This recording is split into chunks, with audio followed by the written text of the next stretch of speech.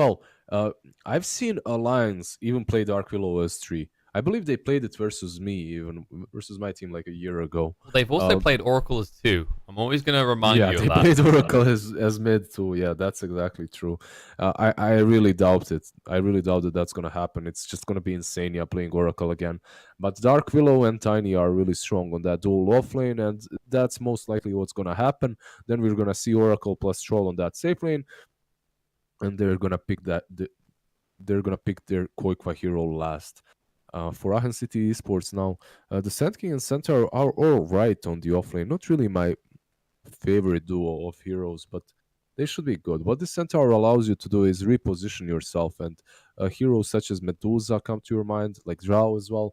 Medusa versus Troll can be a little bit iffy once he gets his diffusal, but instead they go with very interesting pick. That's the Lifestealer. So if Alliance took Lifestealer, it would be good for them as it's decent versus Scent, and then you could roll Troll mid. If you pick Lifestealer on the side of Aachen, you have a hero that's good versus Tiny and also good versus Dark Willow on that lane. So in that way, it's good. But overall, Troll used to be considered as one of the stronger heroes versus Nyx. And because of that, it is a little bit weird that they picked it up. But overall, they feel comfortable with that hero, and that's most certainly why they picked it here. Yeah, I think the other thing to look at here is, it's sometimes tooted around by captains is when you look like you had a rough game. You're not sure about these kind of very flimsy and squishy picks. There's always that solid, reliable plan of drafting strength heroes, right? Like it's drafting strength heroes. Well, no, because tanky. No, basically, you get tanky heroes because like the argument is, you're harder to kill. Like honestly, I've had multiple coaches say that this is your go-to when shit looks bad strategy. Which coaches told you that? I'm not because you're arguing with it right now, so I'm not going to throw them under the bus. All right. But it's the most primitive logic is if you have more HP to throw at a fight, arguably you're more likely to come out ahead. Now, this works in theory in your pub games and whatever, but as you said, when you got things like the Troll that directly counter the Lifestealer. Well, it isn't as big of a counter as it used to be a long time ago. It's kind of all right. LS can get Radiance and do fine. But overall, yeah, just getting beefier is always fun. I've seen a lot of... There's a bunch of captains that just play beefy heroes and would usually play beefy heroes, but not necessarily draft a beefy drafts. You still need some skill. You still need some finesse in your draft. I'm trying to set you up here, Liz, because I know what you really want in life is Phoenix picks, right? And if you make a beefy lineup, you can justify Phoenix. Mm-hmm. I mean, they're not going to do it here. That's a little bit too Game of Thrones Fire and Ice. We've already got a Wyvern doing the 5 roll. Yeah, well, Alliance, they did play that on offlane, so it's possible, but very unlikely. I believe the Tiny and the Dark Willow are going to be that dual offlane. The TA has been banned out, and the Kunkka too by Alliance, so these two powerhouses on the mid are gone. And let's see, Drow still makes some sense on Aachen, but the problem is, if you get that Drow, again, you're going to have these two cores that are completely AFK after the laning stage. So I believe they won't go that way. Yeah, I'd say, honestly, at this point, I don't think either team wants Drow, but I'd say Alliance would be more likely to get it, if anyone, just because there's so much health, and you can burn through any armor they try and build into, right? Because that's usually a thought, right? Like, if you're a lifestealer, okay, I already have enough health, I'm going to look to get something like an AC. I'm going to stack some armor up so I can actually hold myself late game and then go... Tusk. Hello. Okay, this is a guy that we haven't seen too much of recently, but the Tusk Centaur is a decent lane combo, and he can gank towards mid effectively. Yeah, but this means that Sand King is mid, or is it Tusk? No, maybe it's Tusk mid. Or Tusk? Yeah, it's possible. It could be Tusk as well. I'd be down for that. When was the last time we saw a Tusk mid? Well, I can't remember. I think wasn't it it was tried competitively for a while, 2013, 14, when people the hero only really works in that role because he just didn't have the skills. We have the Storm Spirit. Yeah, all right, now he's gonna suck him. Nah, well, he'll be okay in mid, but the moment 6 happens, he's never killing. So it's Sand King mid. It is Sand King mid. Okay. All right. So they have some interesting picks when it comes to mid. Like last game, they had that Bristleback. This game, they're picking the Sand King.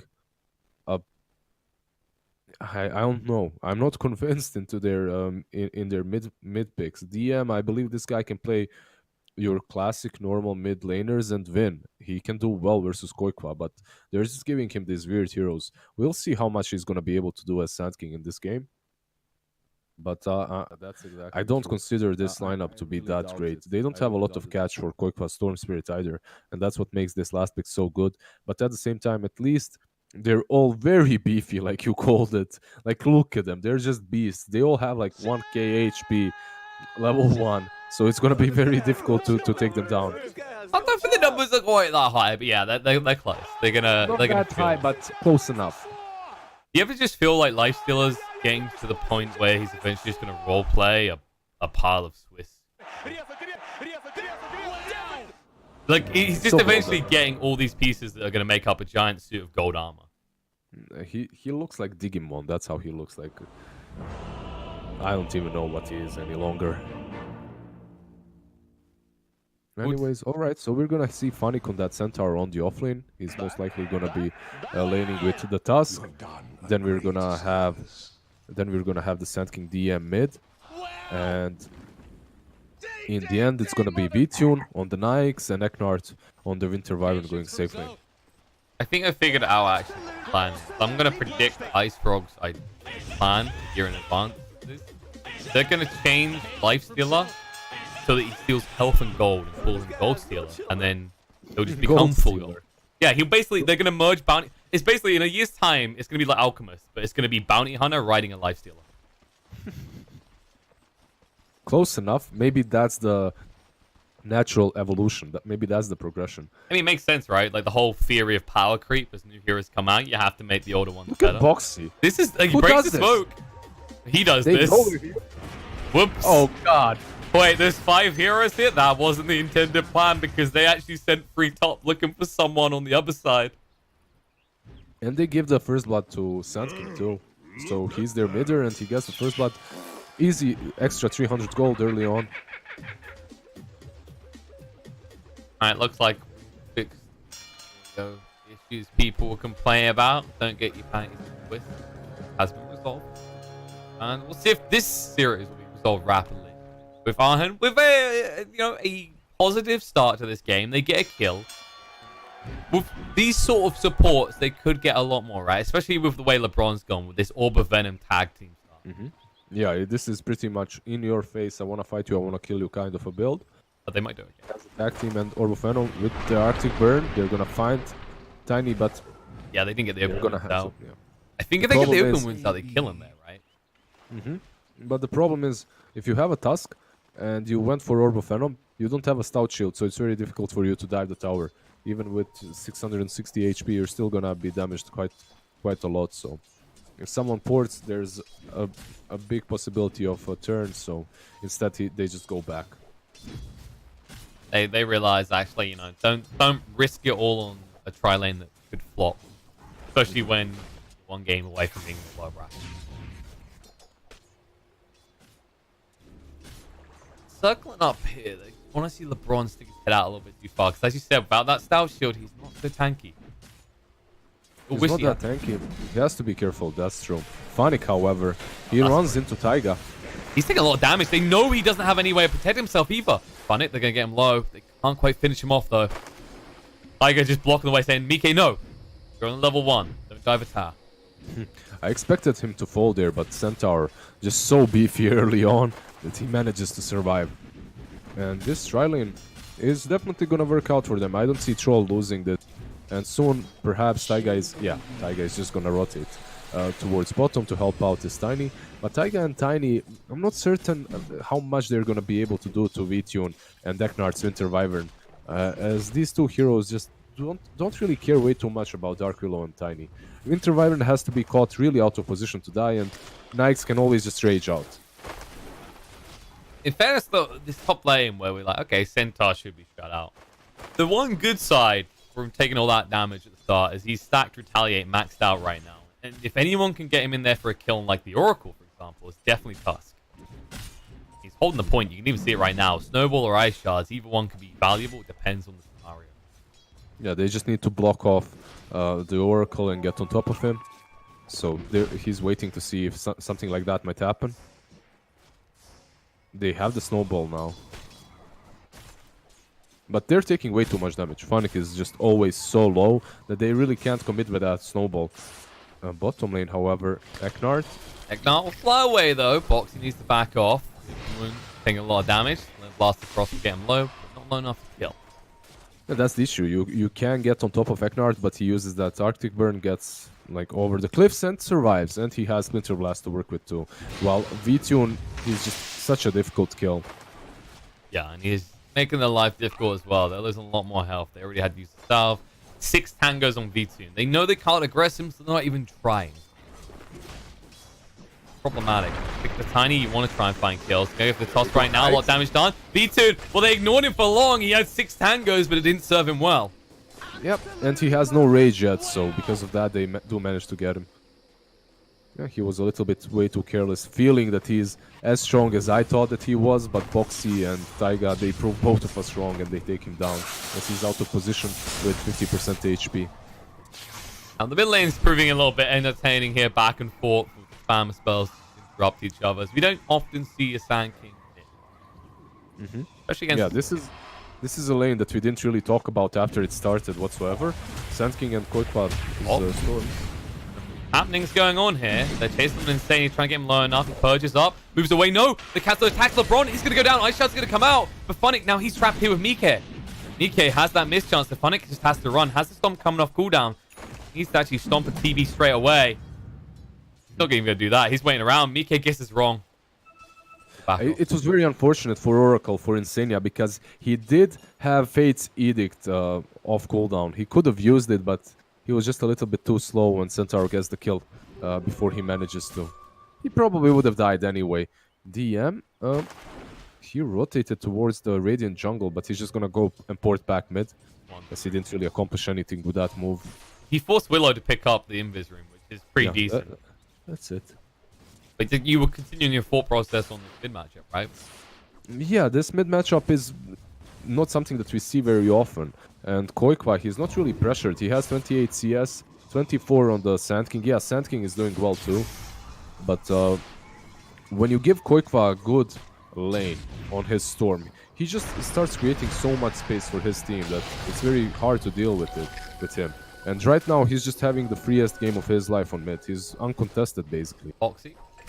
Gonna go down. He couldn't get the rune either. Tiger snuck in for the other one. They were prepared for that attempt. Tiny with a lot of HP and no armor whatsoever just falls very easily to Lifestealer. So it's one of the difficulties of this lane for Boxy. They did manage to pressure Nikes earlier, but right now it's definitely getting tougher and tougher to do a whole lot on this lane. Power spikes between these two sides. Insane, yeah. Did you see that? No, did he sidestep the Ice Shards and walk deeper? No. What happened there is Ice Shards connected on Insania, but only the tip of them, so it pushed him on the high ground. And they thought that he was on the other side of Ice Shards when he was on top of them instead, and then just ran off. Alright. But it's not the usual push with the Ice Shards that you do even yourself as a task. Oh, was it a side push instead? It was like a side push, yeah. It was very, very wonky looking.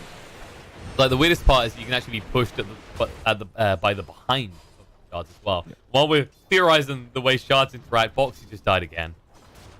Yeah, I believe they might even try to switch things up a little bit and perhaps send Boxy somewhere else with Troll sent bottom lane.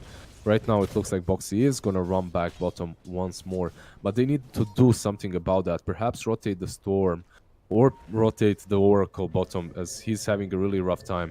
Instead, going top. Snowball just got baited out as well. They're committed. They're trying to go in, but it may be a mistake. Vortex drags them in. Insane just sidestepping this. Funnick does have the double edge, trying to get him low enough, but won't get a chance. No, he gets it out just in time. So he gets not a favorable trade, but he takes someone with him. And now LeBron will fall as well. As Qualifier bottling up and chasing him down will get the kill. That Arcane Rune, just one of the best runes that you can get early on. A Storm Spirit instantly put to use, and that's what we were talking about. That's about Koikwa. That's about his playmaking and space creating skills, long as you give him a good lane, as long as you give him a good start, he's gonna start doing exactly this, rotating across the map, creating space for his team. And there, instantly, he gets 2 kills for them. Now they might try and make a move quick, but they decide against it. Is level 1 ball lightning, which would be enough for that much mana to escape, please. They just don't have the damage to do that. Instead, what happened here is, I believe Phoenix just went mid to get his farm, while Sand King is relegated to the top lane so that he can stand up against the troll.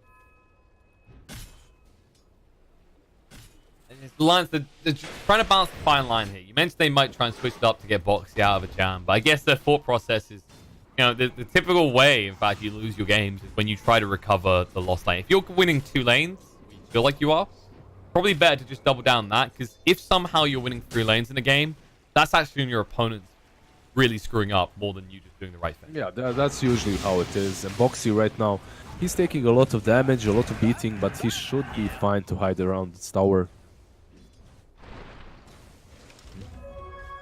He have his soul ring now, so he's able to just spam out spells to farm up a little bit. That's been massive. Spam out spells, go to the jungle, farm the jungle, go to the shrine, perhaps even rotate with the spells that he's got right now and the levels, as he's not really getting a whole lot on this bottom lane. They are on the top again. Qualifier is here, Nikkei is here, and Insania, he does not have detection though. Oh, there we go. They got the dust out. Pace on in, and it looks like they'll be able to get the kills. Quik was the one who brought the detection in the end. The Remnant. Oh, gets him low, but no snowball save. He's still alive. He will go down now, but Quik barely enough mana to get away. The Stampede allows them to chase him down and kill him off. They punish Alliance for their greed and kill off 2 cores, and they'll even take a support to boot. They chase him down, Splinter Blast to slow down Insania. The foul hit comes in from the not-so-friendly Wyvern. You rotate 2 cores, you rotate Storm to the other core, that is. Storm that has had such a good laning stage and now just ruin everything. As they try to go for that Sand King, they do get him, but for what cost? They lose the Troll, the Storm, and the Oracle. That's definitely not what they planned for.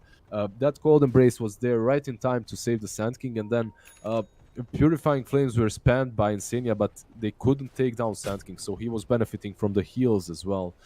Overall, a little bit reckless to try and go for that kill, as that Sand King is very tanky. He just came from mid, he has a Bracer, Soul Ring, Stout Shield. It's not an easy kill. I need to rethink the plan. You know, originally, this is what Alliance likes to do a lot. They get Quake for a decent start, and then you rotate. Kind of the mid one. He's rotating right now. He's going bottom, it seems. Boxy, trying to buy time. The Rage's going to come out, though, and they're moving in. The extra damage, the Ice Shards to cut him off, and now the ball lining in. The toss up in the air. The Vortex to lock them in. Boxy's still alive. It's going to be an infest. LeBron won't be able to escape easily. V2 will come out full HP. Quick can't really chase him down. Rune being secured. Okay. Oh, Epicenter off the mark. But I believe that was 4 runes? Yeah, 4 runes for Aachen. Yeah, they're coming back slowly and steadily into this game. In that last game, when they were at this spot and at 10 minutes in the game, they were 7k behind. This game, however, they're doing much better. They're actually 1k ahead, so. Heck not. Get him low. Can't quite finish him off, though, and now there might be a turnaround. So Blast comes through. Bar Strike as well. Tiger is down. Insania being a little bit greedy. He's going to try and at least take Ignite with him. He sees him. Gets Purifying Flames out just in time. Even forced to salve out. Now, False Promise to TP away, but there was the Stomp available.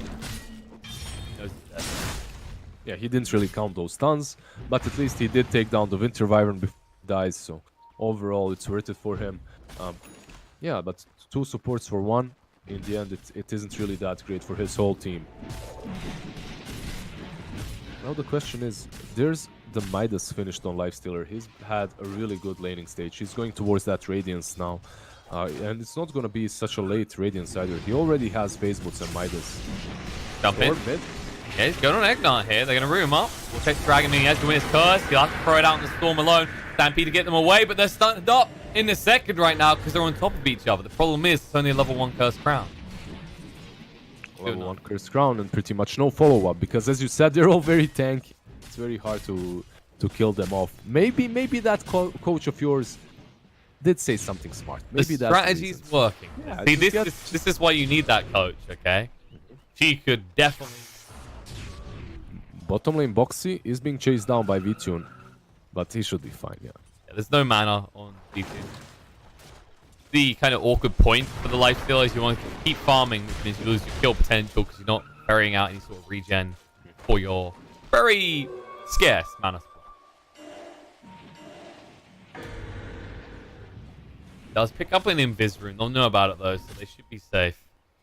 Sand King is actually building into a Lotus Orb instantly.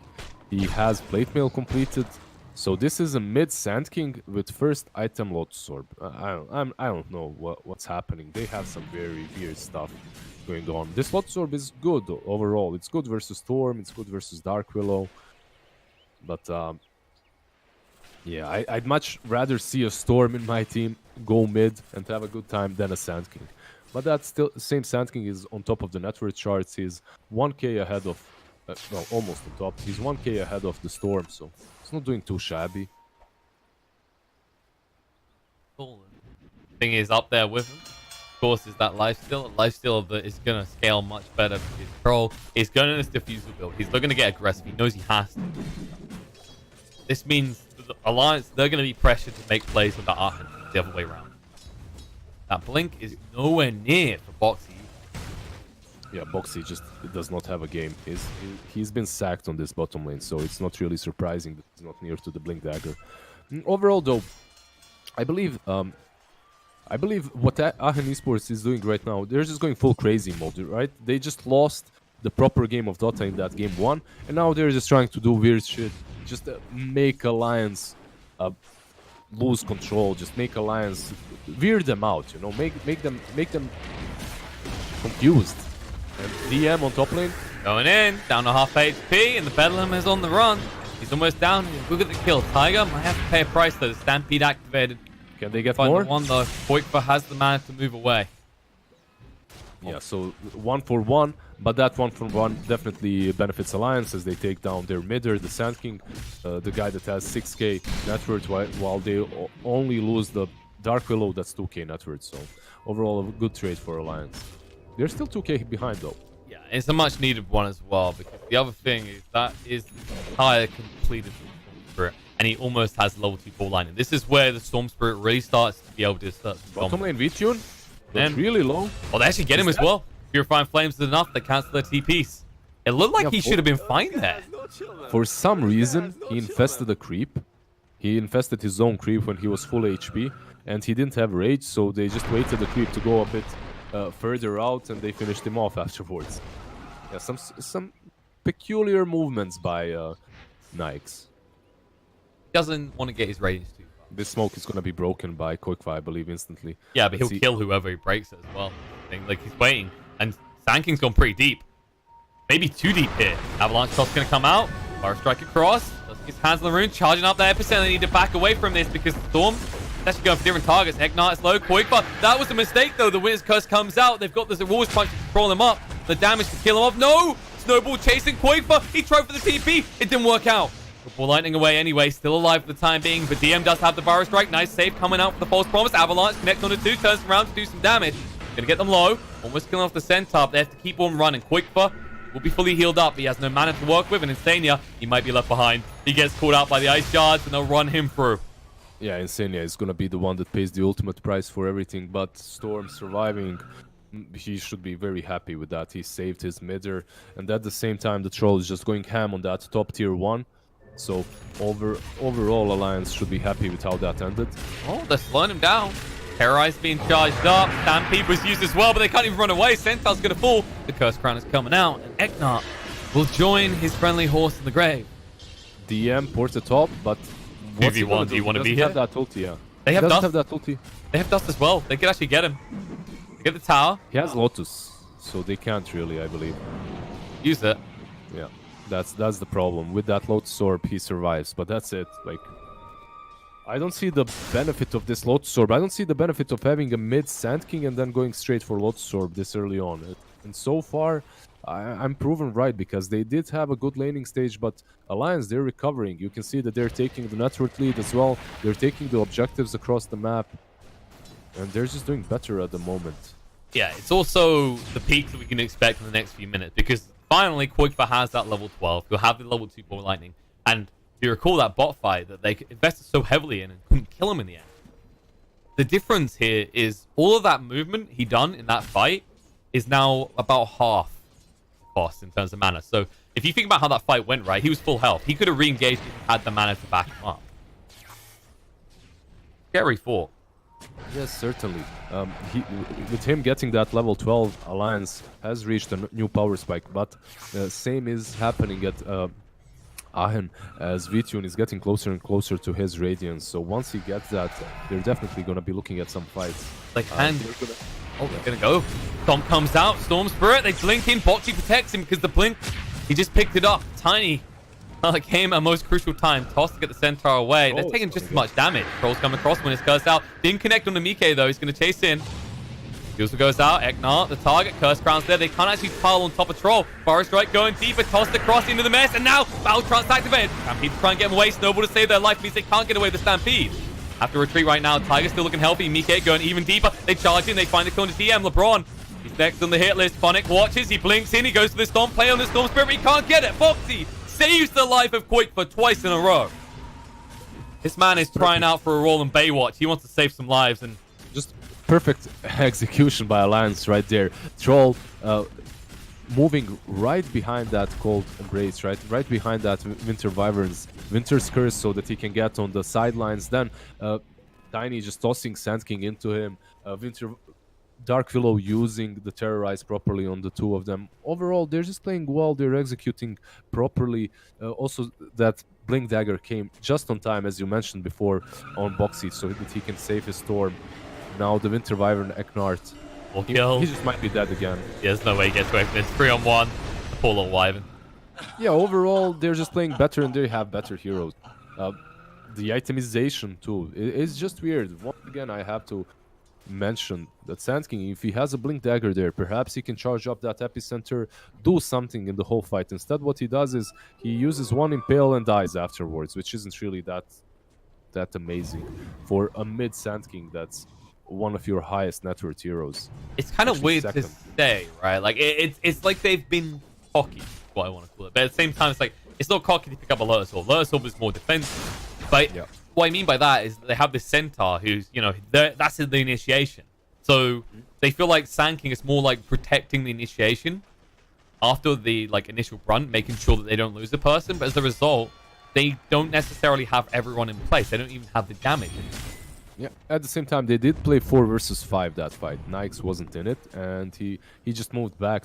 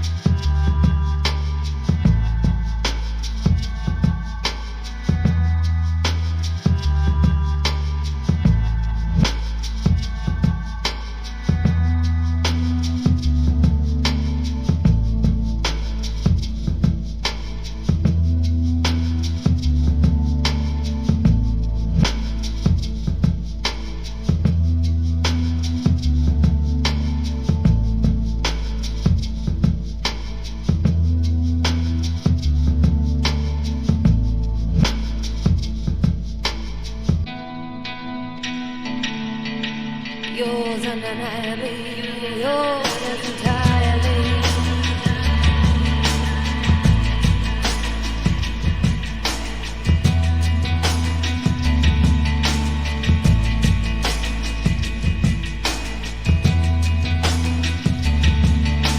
Yours undeniably, yours entirely.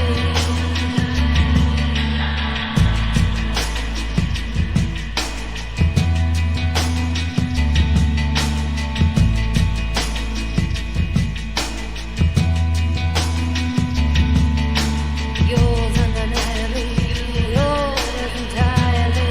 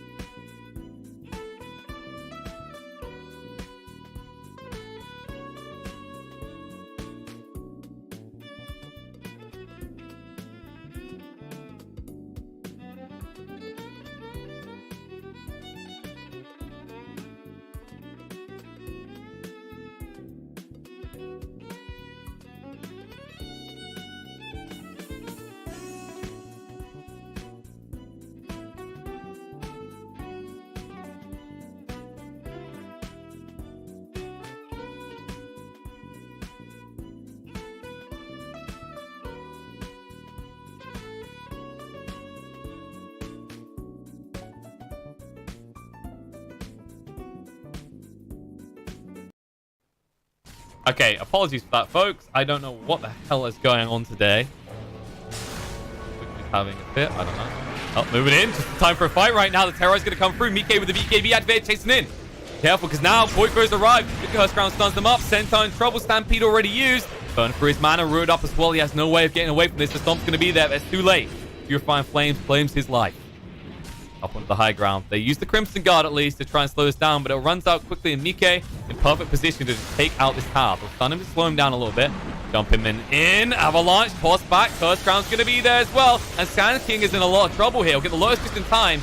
Can't quite kill him off. LeBron getting low though, will go down instead. Fire Strike won't change that outcome. In fact, Sand King may have just given his life as well. Battle Trance activated. Buyback out on the Wyvern. Needs to get in for a Winner's Curse quickly, but they split up before he can. Avalanche, Yules stops him from getting that ultimate. He'll finally be able to win this curse, but they want to actually put it under the Storm, not under the Troll. Charging up the epicenter, has to cancel it. He can't risk it. Mike standing his ground still with the Satanic trying to heal up. Toss out, Boxy saves the day. Looks to escape with his Lotus Orb activated. They can't easily stun into him. They'll reset and move away. Yeah, they make... They didn't even take a tier 3. They lost the Aegis, but it doesn't really matter. They're just taking good fights. They're forcing these buybacks. They're slaughtering them in their own base. Yeah, they're not taking objectives, but they're pretty much just taking their time at the moment and working slowly towards the major objectives. They took down the tier 2 on top lane. They go back to take the bounty runes. It's your classic alliance. Every time they take a good fight, they aren't gonna... Very rarely are they undisciplined, and very rarely do they do something like Qualifier is right now doing, but he should be fine. It's a storm. Yeah, it's a Storm Spirit. It is completely alright. He has 21 Bloodstone charges too, so... However, the Sand King on the top lane... Yeah, he's an easy target. DM, even with that Lotus Orb, that trusty Lotus Orb, it betrays him here. Can't save his life. He just couldn't use it on time. He has Halberd, he has Lotus Orb. There's a lot of utility on him. He's one of the major reasons why they did not lose their Raxus here in the tier 3, because he was spamming the halberd from the sandstorm, and he was delaying them quite a lot. But in the end, it just wasn't enough in that situation because he was stun locked. And now they might just lose this tier 3. Now this time, Alliance will settle for nothing less than half. Sonic will stun him up, but Troll a little bit too tanky, fused out. Avalanche, toss, Boxy gets the law, the Magnot throws out the Winner's Curse, but not in the best location. Quakefor moves in for the kill. They're going to keep Boxy up for the moment. It looks like he's getting low and should fall, but they have the control. Quakefor, these kills, can't find them. They do at least get the tier 3 tower though. 2 for 1. I wouldn't be surprised if Alliance went back now. Let's see. They're actually going to continue attacking the tower, alright? I mean, like, it's essentially feeling like a 2 for 1 because that Sand King is dead for so damn long. And now they'll strike again. Look at their tough. The disarm didn't come out, but Troll doesn't care. He got one hit off, and for this much damage, that's Satanic kills for a lot. Yeah, and he just had the Basher delivered to him too, so they're gonna just take down these Raxes. There's pretty much nothing Centaur and Knights can do about it, but watch as they're waiting for their teammates to respawn. Now what's gonna happen, we're gonna see Troll go top for that Shrine. Most likely they can wait for Rosh, that will respawn in 1 minute. Take down the Shrines, take the Bounty Runes, and close up the game. As this Knights, he just is not having the greatest time of his life after getting that Radiance. He just picked up the Manta, he finished that off. Like, it does help in this sort of a game, but it's not where you want to be. Specifically not if you're the biggest right-click damage dealer in your team. You're the only damage dealer overall. You have the Sand King with the Sandstorm DPS talent, but he doesn't feel like... I don't know, it doesn't feel like they justified the Sand King mid like, any more than it felt like they justified that Bristleback in the first game. Like, that Bristleback kind of backfired, and this Sand King isn't really working that well either. You think for individually very skilled players coming together, there seems to be something there, but it does just seem to be the draft pick. There's just something missing. There's something right when it comes time to just form all the components. They're a cog short of a working machine. Whereas Alliance, it's like it's easy to judge the Sand King mid. It's easy to judge how they're playing, but overall, they're playing versus Alliance, and the Alliance are performing really well, and they're playing in their comfort zone. So, look at this. Boxy blinks away. Punic, ready with the Infest Bomb, jumps in, Stomp, on to 2, now they're going to Infest out, looking for the kill, but no, the false promise is there. Mike going to stand his ground, BKB, Insania will go down for this, but now they're going to turn around, Battle Trance, looking on a B2, going to root him up, Avalanche out from Boxy, will set up Quakefor to move in with the Ball Lightning, the Terrorize connects on the free, scaring them away, beautifully done from Tiger, it was worth the Oracle ultimate in the end, and Lifesteal will fall, Wyvern's already gone as well, Centaur joins them in the grave, they're going to clean the rest of them up as DMs chase through, they'll find the Sand King as well, he's trying to escape the Sandstorm, but they see everything, they kill everything. Nothing will leave alive other than LeBron, who the moment crap looked bad, he's trying to get out of dodge. What do you mean nothing? LeBron is not nothing. He's amazing. He goes back, he survives.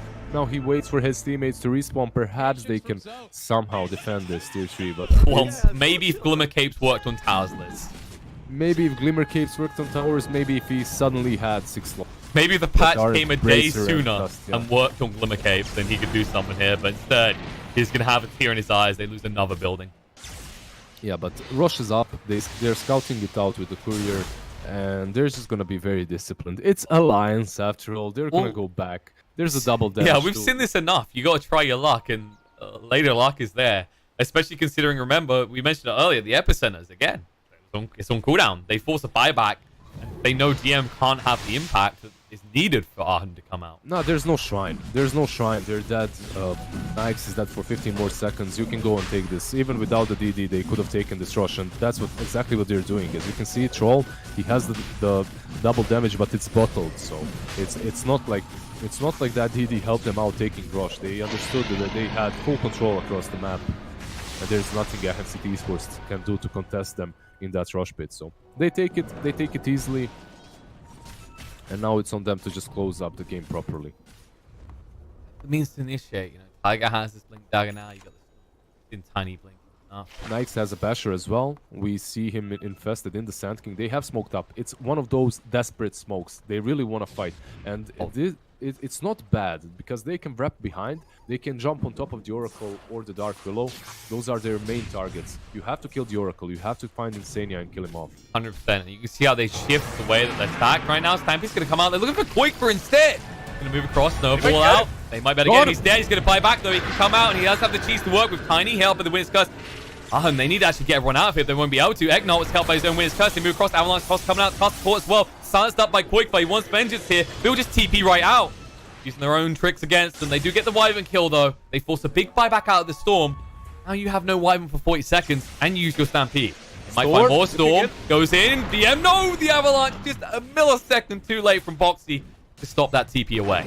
Yeah, overall, very well played by Aachen Esports. I believed that they needed to catch the Oracle because if they don't, Storm Spirit is just saved by him. But Storm zipped out somewhere very close to that top bounty rune, and Oracle wasn't ready and available to save him. So they forced out the buyback on Storm.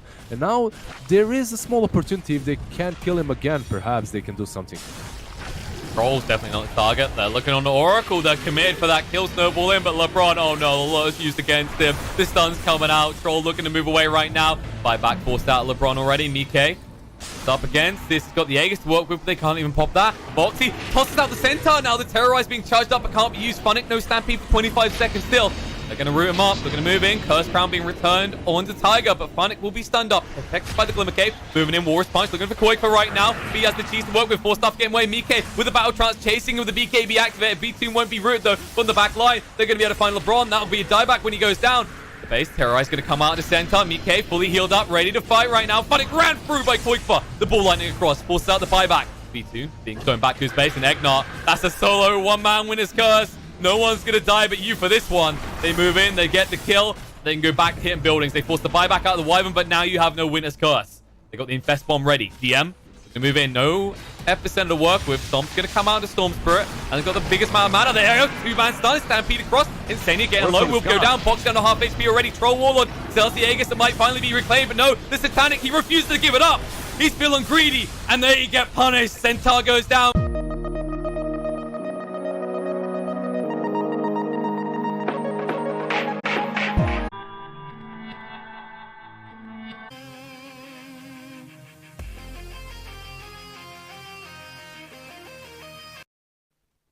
Perhaps go back to more standard mid heroes, because I have seen this DM guy play normal heroes on mid, and it definitely can work. So maybe that's the idea. Maybe that's what they can do. But Alliance just proving once again that they're definitely the team to beat in all of these minor qualifiers.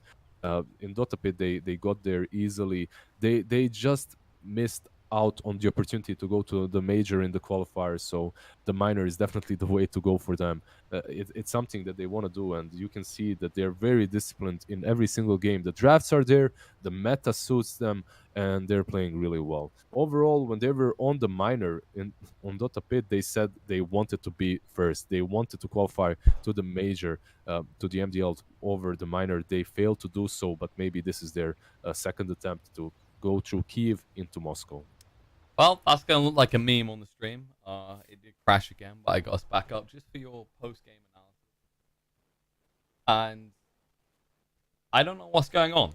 That's the third crash we've had. I have no clue. So we're going to have a short break. I'm going to see if we can get another caster in. I literally, honestly, I've not had any issues with OBS before. It's crashing regularly. Something's going on. So instead of torturing you guys, I'll see if I can find someone to stand in pretty last moment. But yeah, I'll keep you guys updated on that.